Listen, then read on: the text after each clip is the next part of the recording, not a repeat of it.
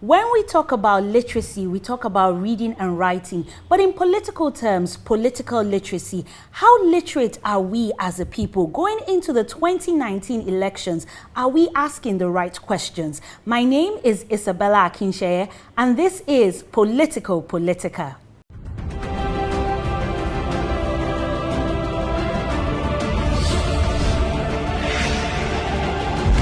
Politico Politica with Isabella Akinseye. Welcome back to Politico Politica with me, your host, Isabella Akinseye.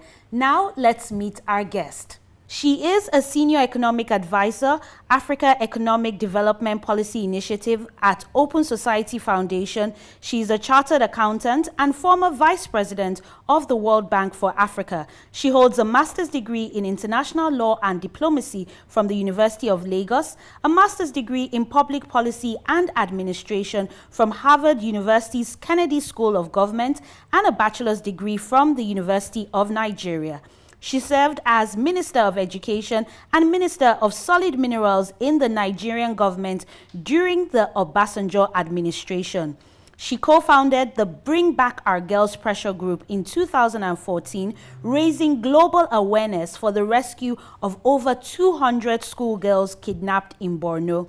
She is the presidential candidate of Allied Congress Party of Nigeria. She is Dr. Oby Ezekwesili. Dr. Ezekwesili, welcome to Politico Politica. Thank you very much. Glad to be here. So we're going to go straight to our topic of the day, which is political literacy. When we talk about literacy, we talk about reading and writing. But in political terms, how will you rate the Nigerian electorate? I think that we are still probably 3 out of a possible 10. And the reason is simple. We suffered many years of militarization. And so my generation and the one before us literally knew military rule more than we knew democracy. It's now a very young democracy in the sense that those amongst your younger generation born in 1999 will come to 20 years. They are the first-time voters that we're going to be seeing. They are still an insignificant portion of the rest of the population. So the literacy level on democracy and what democracy requires of citizens is pretty low. So a lot of political literacy campaigns, a lot of civic engagement would be necessary to take us to higher scores of possible 7 out of 10. So we need to double up effort quickly. Okay, that was one of my questions. But in terms of the causes, I know you already attributed to military rule. What else is responsible for this political illiteracy? I think there's a lot of apathy in the sense that citizens have felt that government really doesn't play much of a role in their lives. So, they kind of have this attitude of, I beg, let me mind my business and do the things that are important to me, forgetting that there's nothing more important than having governments that function. The second thing is that the understanding of governance as a concept is still a bit distorted. People assume that for you to have a role in governance, you must be an appointed official of government or be somebody who is working, in government. But governance as a construct is something that requires the engagement of the citizens. There is a demand side and there is a supply side to governance.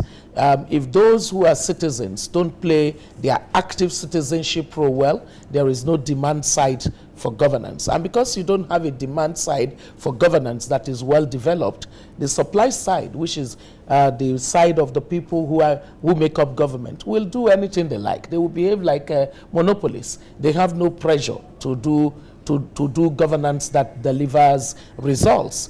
Okay, so what will you say the media can do in bringing about a solution to this problem of political illiteracy? We often say that the media is a purveyor of public policy.